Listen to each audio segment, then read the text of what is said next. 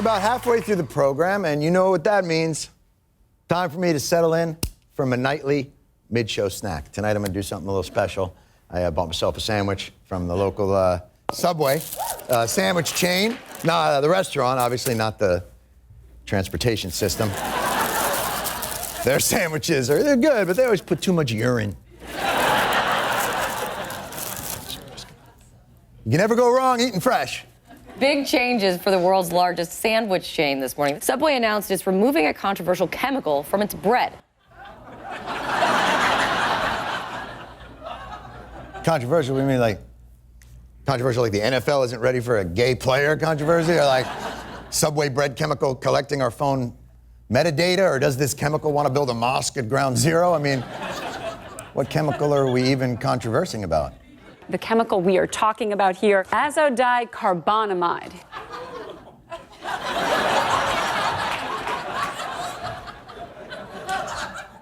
I see the problem here. If you change your font size, you could fit that on just one screen. You could.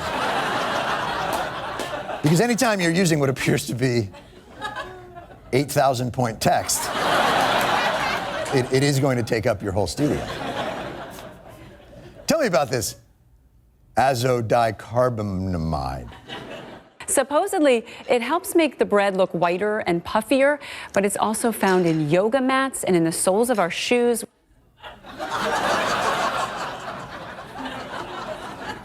Yoga mats, huh?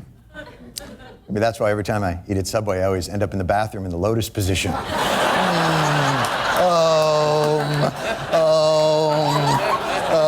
All right, fine. You know what? That's why I always bring a backup snack. I'm going to treat myself instead to a nice homemade sandwich. I know what's in this. 2 slices of bread, a little mayo, slice of classic American Kraft singles cheese. Ba-bam. Kraft Foods is cutting artificial preservatives from its top-selling individually wrapped cheese slices. Kraft is replacing sorbic acid with something it says is a natural mold inhibitor.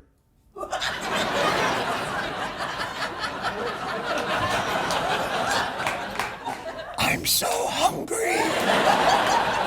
Kraft, wait a minute. A mold inhibitor? Kraft American singles don't need mold inhibitors. They don't go bad by definition because they're American. As a matter of fact, my grandfather gave me these slices when I was 7. I just love my country's cheese. Desperate times call for desperate measures, people. I'm actually going to have to dig into my emergency food reserve. Hello, Hot Pocket. Hello, Hot Pocket. Trusted friend. Your time has finally...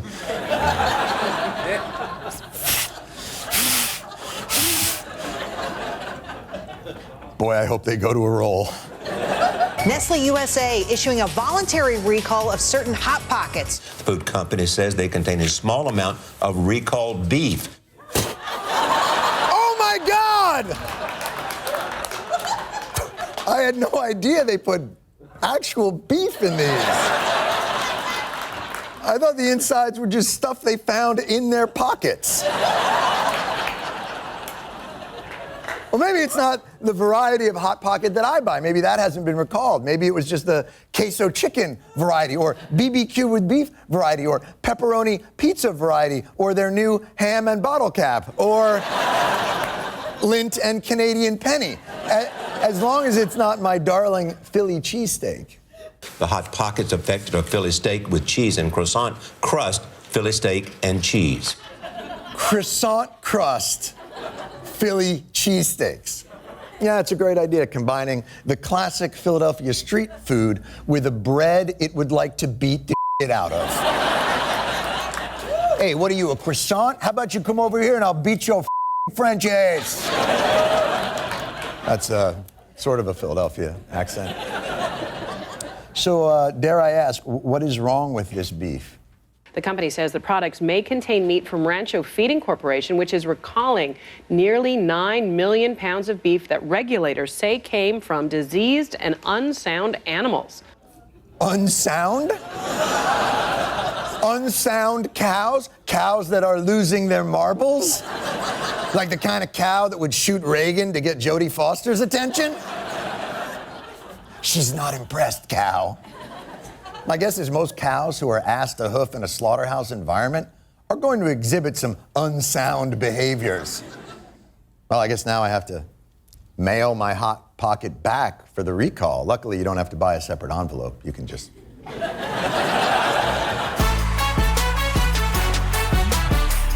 Last night I was perusing the internet. And I guess my question to you is, did I die?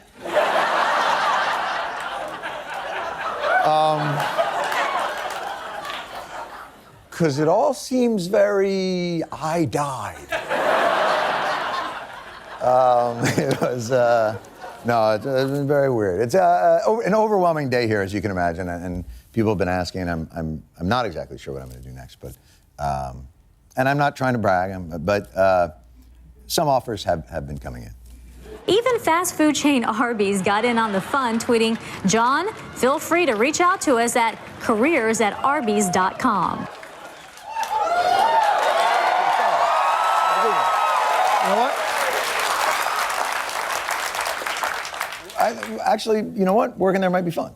I guess my only question as a future employee would be, to work there, would I have to handle, serve, touch, eat, or even look at what you so generously describe as food? That's right, Arby's. This mother thing ain't over. I do not accept your peace offer. We shall always be enemies. For while you are a worthy adversary, you will be vanquished. Arby's, come for the tweets, run from the meats. They're actually very nice people.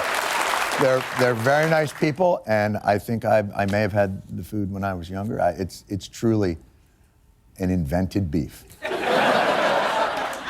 Mine, not, you know what I'm saying. Not easy to find that type of person to take a thankless fast food job. Now at 5, an employee at a local Taco Bell has been suspended for a picture he posted on Twitter. Please don't be a picture of someone peeing on nachos. Please don't be a picture of someone peeing on nachos. That picture appears to be of an employee at a Taco Bell urinating in a Nacho Bell Grande. No!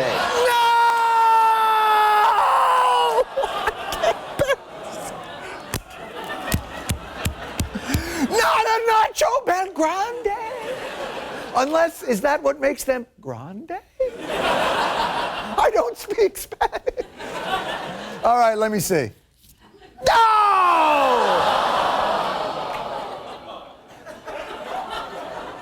Actually, that's a fake, unless this person has learned to pee out of his knee. And by the way, quick editorial note. Reporting this story pains me deeply. Not only because Taco Bell is a major sponsor of this program, but because Nacho Bell Grande are so delicious.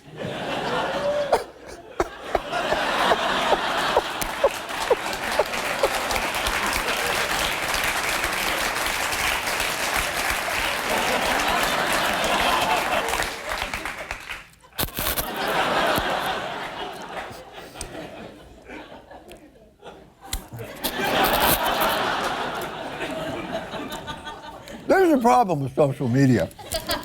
It's easy to forget the whole world can see what you post, not to mention your identity. The Fort Wayne Allen County Department of Health confirmed that employee is Cameron Jankowski. I'm told he has since been suspended. Wow. I gotta tell you, I didn't know who did this, but that's the kid I would guess did this. That picture is basically just him saying, "Yeah, I'm eating your nachos. Now, if you'll excuse me, I'm taking your daughter out for a night of bong hits and street racing. And don't worry, Pops, I brought condoms. Here, have some nachos." By the way, the kid didn't actually pee in the nachos. It was apparently Mountain Dew, and he was just pranking his friends, leading to this new Comedy Central prank show, Jankin' It! Jankin' It! Ironically, also sponsored by Taco Bell. Life's short, except for you. You're immortal. Eat 6 times a day. Live Mars. Woo! But before we go any further, crisis in the heartland. Denied McDonald's customers a fair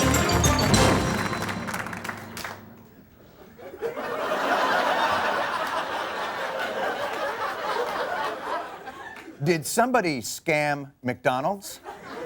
Yes, fast food giant McDonald's, seen here for the first time on The Daily Show without its windows being smashed by European protesters, has been victimized by fraud.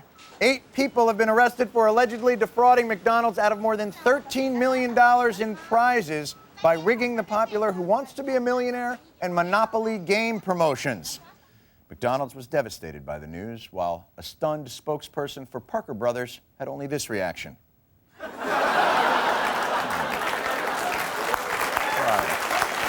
As you know, at a press conference in Washington, Attorney General John Ashcroft gave reporters a sound McNugget.